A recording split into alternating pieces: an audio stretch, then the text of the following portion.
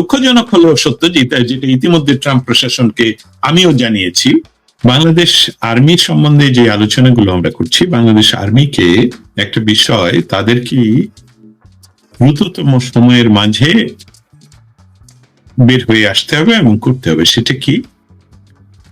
Volker Turk অনধিকার বা আইন লঙ্ঘন করে যে কাজটি করেছেন, বাংলাদেশ আর্মিকে ফোন করে বলেছেন যে আপনারা বাংলাদেশের মানুষের শান্তি রক্ষার কাজে যদি ব্যবহৃত হন তাহলে আন্তর্জাতিক শান্তি রক্ষায় আপনারা যেতে পারবেন। আমরা জানি যে ইউনাইটেড নেশনস এর যে হিউম্যান রাইটস কমিশন, তাদের এই ধরনের কোনো অধিকার নেই যে কে যাবে কি যাবে না। এটা আমরা প্রথমে বললাম, আমি রিপিট করলাম।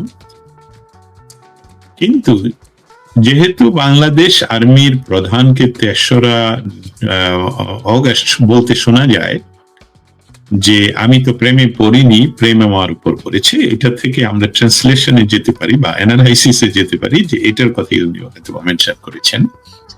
অতএব এটা ওনাকে কিন্তু বুঝতে হবে, বাংলাদেশ আর্মিকে কিন্তু বুঝতে হবে। যারা আমাদেরকে শুনছেন, অনেক মানুষ শুনছেন, আমি দেখলাম, ভবিষ্যতে যারা শুনবেন, আপনাদের বাড়িতে আপনাদের আত্মীয় স্বজন যারা রয়েছেন আর্মিতে, তাদের মাধ্যমে সংবাদটুকু প্রত্যেক আর্মির কাছে যেতে হবে যে আপনারা কিন্তু ইতিমধ্যে মেটিকুলাসলি ডিজাইন করে ব্ল্যাকমেইলড হলেন, এবং একবার যে ব্ল্যাকমেইল হলো আপনাদেরকে কিন্তু বারবার ব্ল্যাকমেইল করবে, কারণ আপনারা ভয় পেয়ে গেলেন।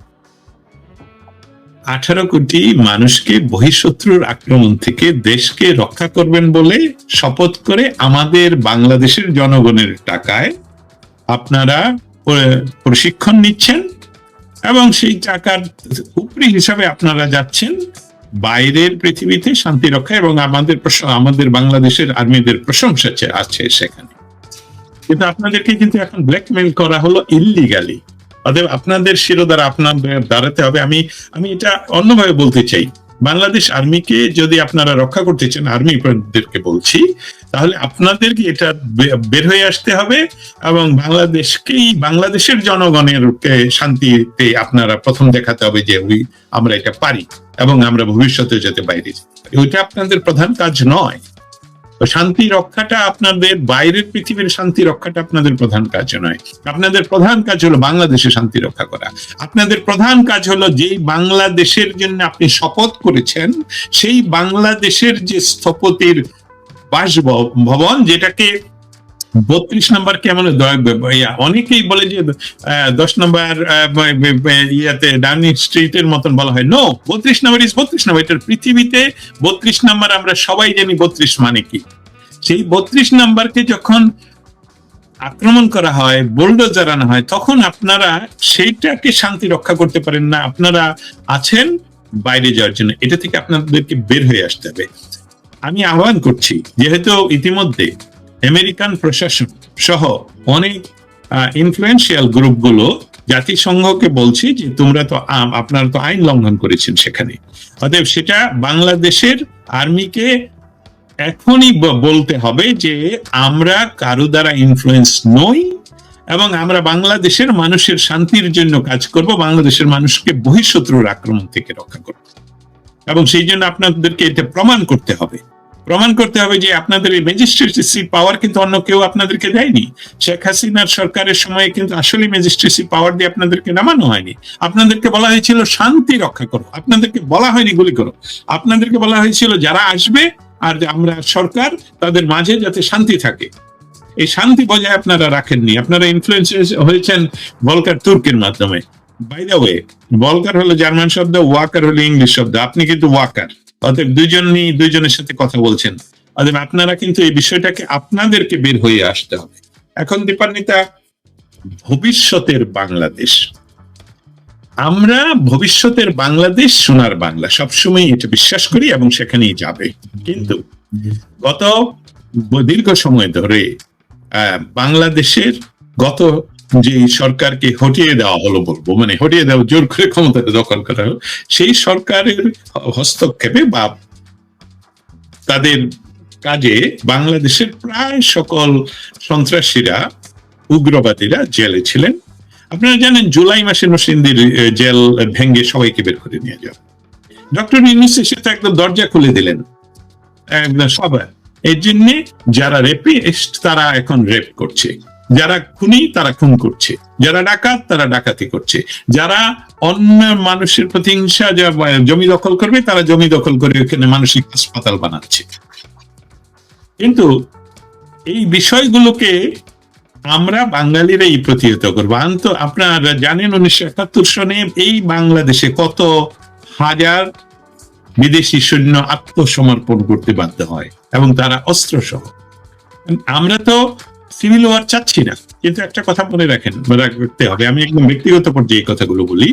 আন্তর্জাতিক পরিমণ্ডলে ইতিমধ্যে এটা প্রস্তুত যে বাংলাদেশের জাতিসংঘের হস্তক্ষেপে একটি অশান্তি পরিবেশ তৈরি হয়েছে, যে এক ভাই আরেক ভাইকে হত্যা করছে এবং অল্প সংখ্যক মানুষ বেশি সংখ্যক মানুষকে হত্যা করছে, অল্প সংখ্যক উগ্রবাদীরা বেশি সংখ্যক মানুষের যারা বাংলাদেশকে ভালোবাসে তাদের উপর আক্রমণ চালাচ্ছে। অতএব সেখানে সিভিল ওয়ারের খুব সম্ভাবনা, যেটা হয়তোবা এই যে ইউএন চিফ উনি যে যাচ্ছেন, উনি কি সেটাকে আরো উৎসাহিত করার জন্য যাচ্ছেন কিনা এটা ব্যক্তিগত পর্যায়ে জেনে, কিন্তু আন্তর্জাতিক ভাবে বলতে পারি যে উনি যদি এই স্টেপে যান তাহলে বাংলাদেশের সিভিল ওয়ারটি যদি ঘটে তাহলে ওনাদের সকলকেই বাংলাদেশকে সমূলে উৎপাদনের একটা সুযোগ তৈরি হবে, যাতে করে যেটা 71-এ সম্ভব হয়নি। কারণ 71-এর দেখুন 9 মাসের যুদ্ধে আমরা দেশকে স্বাধীন করি। 9 মাসের যুদ্ধের এই স্বাধীনতার ফসল হিসাবে আমরা পারস্পরিক সৌহার্দ্যপূর্ণ সম্পর্ক বজায় রাখার জন্য আমাদের সকলকেই প্রায় ক্ষমা ঘোষণা করা হয়েছিল। কিন্তু একটা বিদ্রোহ, সেটা ছিল আমাদের, সেটা হলো বিদ্রোহ, সেটা ছিল আন্দোলন, সেটা ছিল আমাদের স্বাধীনতা সংগ্রাম, এবং সেটা ছিল ডিক্লেয়ার্ড স্বাধীনতা সংগ্রাম। সেটা ছিল দীর্ঘকালীন ডিক্লারেশনের পরে যে আমরা স্বাধিকার চাই, আমরা বাংলাদেশের স্বাধিকার চাই, বাংলাদেশ নাম। অতএব সেখানে একদম ক্লিয়ার ছিল আমাদের ভবিষ্যৎ কি, এবং সেটাকে এখন আপনারা পিছনে ফিরিয়ে নেওয়ার যদি পরিকল্পনায় ব্যস্ত থাকেন, এই বাংলাদেশের মানুষ এটাকে দিবে না। আন্তর্জাতিকভাবে আমেরিকান প্রশাসন বাংলাদেশে ধর্মীয় উগ্রবাদ যাতে কোনো ক্রমে সৃষ্টি না হয় সেটার জন্য পিএম মোদির সামনে ডোনাল্ড ট্রাম্প উনি নিজে আমাদের সামনে বলেছেন, যেটা ভিডিও রেকর্ড আপনারা পেতে পারেন। ইতিমধ্যে আমেরিকান প্রশাসন যারা আমি বলবো তুলসী গাবার্ড সহ বাংলাদেশে যে উগ্রবাদের সৃষ্টি হলো, ক্রস বর্ডার সন্ত্রাসবাদের সৃষ্টি হলো, ডক্টর ইউনূস যে কথাটা বললেন যে ভারতের 7 সিস্টারে অসুবিধা হবে, ওয়েস্ট বেঙ্গলে হবে, এমনকি বার্মাতে হবে, এই কথাগুলো আমাদের ওয়াশিংটন ডিসিতে ডিপ্লোম্যাটদের মাঝে এবং স্পেশালি বলবো ন্যাশনাল সিকিউরিটি যে অর্গানাইজেশন রয়েছে ইউনাইটেড স্টেটসে, তারা গভীরভাবে অ্যানালাইসিস করছেন যে হোয়াটস রিয়েলি হ্যাপেনিং ইন বাংলাদেশ। কেন ডক্টর ইউনূস এদের উপর ভরসা করছেন, কেন আপনারা পৃথিবীর কোথাও এই মুহূর্তের পৃথিবীর কোথাও নিষিদ্ধ হিজবুত তাহরির কোনো মিছিল বা কোনো আয়োজন কেউ বরদাস্ত করে না, আর বাংলাদেশে তারা আগে ঘোষণা করে তারপরে তারা মিছিল করে 1.5 ঘন্টা, তারপরে আপনারা এটা দেখানোর জন্য আন্তর্জাতিক ভাবে যে এটা আওয়ামী লীগের। আমি খুব অস্থির, মানে কি বলবো, কি একটা বিশ্রী বিষয়, হিজবুত তাহরির আয়োজন নাকি আওয়ামী লীগ করেছে। সমস্ত খারাপ কাজগুলো যখন আয়োজন করেন আপনারা, তাহলে ডেভিল ফান্ড করলেন কোথায়?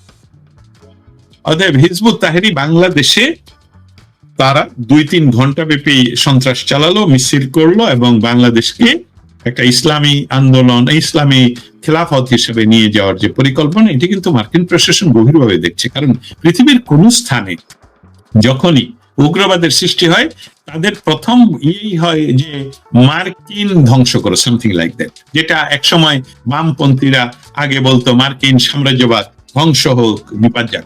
আমরাও ছাত্র আন্দোলনের সময় এইসবগুলো বলেছি, কিন্তু মার্কিনীরা পৃথিবীর সমস্ত জায়গায় খবর রাখে। ডক্টর ইউনূসের যে রাজনৈতিক বন্ধুত্ব এখানে, তারা এই মুহূর্তে যেহেতু ক্ষমতাসীন নন, অতএব ডক্টর ইউনূসের জন্য সবচেয়ে মানে এক্সিট ওনার নেই, আসলে নেই। কারণ কি, যে ঘটনাগুলো ঘটলো, 32 নম্বর ভাঙা হলো, হাজার হাজার মানুষকে হত্যা করা হলো।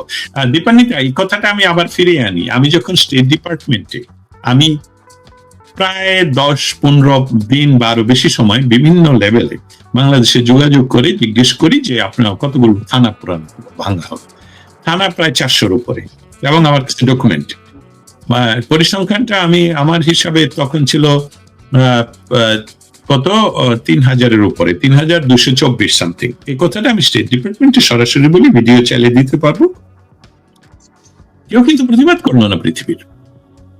শুধু আমাকে কয়েকজন করলেন যে আপনার কাছে রেকর্ড আছে কিনা। আমি কি আপনাকে বাধ্য এটা দিতে? যখন দিতে প্রয়োজন হবে আমি দিব, আই এম রেডি। এবং এই যে পুলিশ বাহিনীর উপর পরিকল্পিতভাবে হত্যা এবং এটাকে ভয় দেখানোর জন্য, মানুষের ভিতরে সন্ত্রাসবাদটাকে প্রতিষ্ঠিত করার জন্য তাদেরকে ঝুলে রাখা, যেটা আজও ঘটছে, এটাই গণহত্যা। আর মেটিকুলাসলি ডিজাইন করে, বাইরে থেকে ট্রেনিং করে, অস্ত্র নিয়ে এসে নিজেদের মিছিলে নিজেদের শিশুদেরকে হত্যা করে, মানুষের মধ্যে উন্মাদনা সৃষ্টি করে যে এখানে হচ্ছে গণহত্যা, ওইটা গণহত্যার কোন ডেফিনেশনই পড়ে না।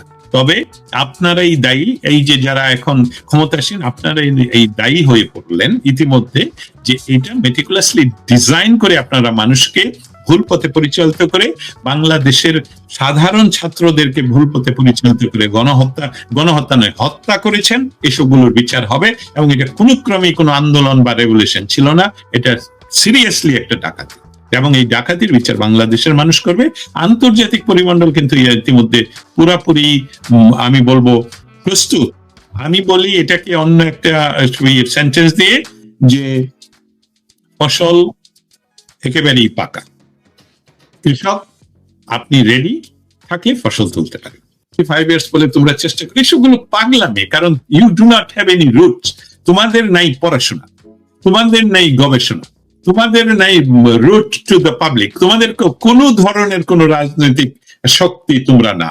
এখন পালনবাদ, একজন পালনকারীকে, মানে আমি করছি, আইরনি করছি, যে এই যে নতুন একটা পার্টি তৈরি করে বাংলাদেশে তোমরা ক্ষমতা দখল করবে, সেটা ডক্টর ইউনূস আগেও করেছেন 2011 সালে, এবং এখন তোমাদের সামনে দিয়ে করছেন। সেগুলো টিকবে না, ইতিমধ্যে টিকছে না।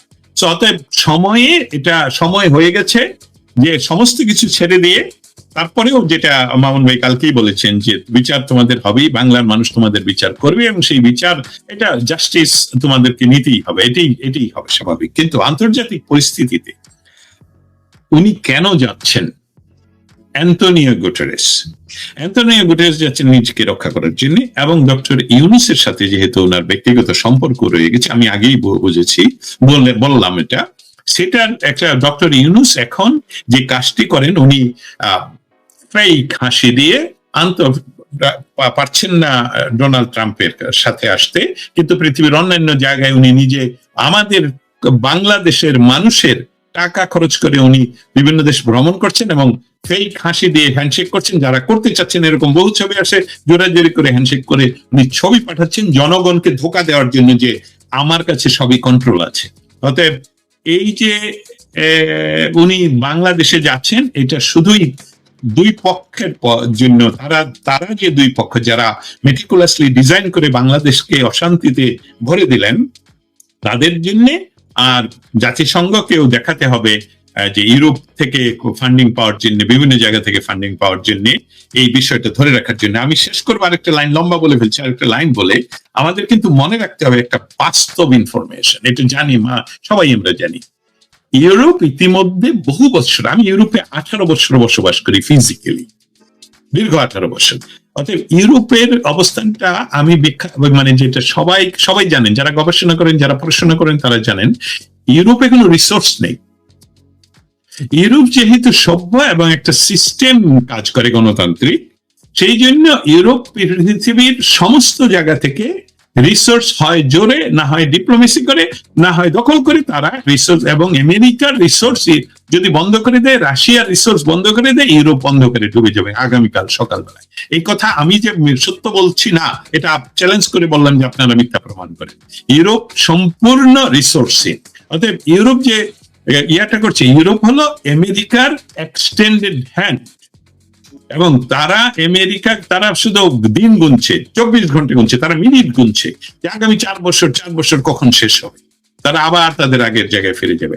4 বছর দীর্ঘ সময়, আমি কথার শেষে সবসময় বলি, যখনই এখন কথা বলছি সবসময় বলি যে ইউনূসের সময় ফুরিয়ে আসছে, পৃথিবী আপনার জন্য সংকুচিত, বাংলার জনগণ আপনাকে আসলেই আর এক সেকেন্ডের জন্য এই যে অরাজক পরিস্থিতি, ইল্লিগালি যে আপনি বসে নির্দ্বিধায় মিথ্যা বলছেন, একজন শিশু, তার জন্য আপনি একবারও আসলেন না, মিডিয়ায় আসলেন না, বললেন না একটি কথা।